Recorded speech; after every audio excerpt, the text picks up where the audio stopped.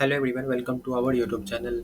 In this video, we will guide you through the process how to fix Anbernic Rg35xx stuck on a loading screen and Anbernic logo. Okay, so guys, we are going to discuss by each step.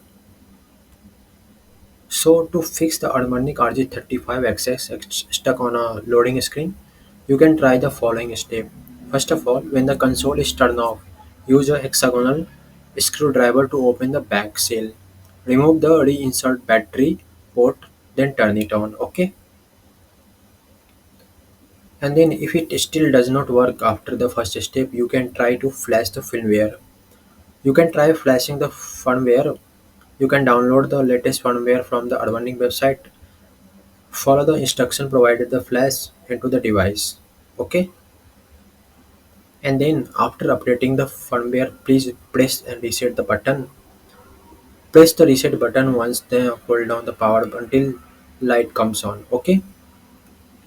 And then contact Anbernic customer service. If still all these steps is still not working for you, you can contact customer service for the help. Okay. So this is the all step. Thanks guys.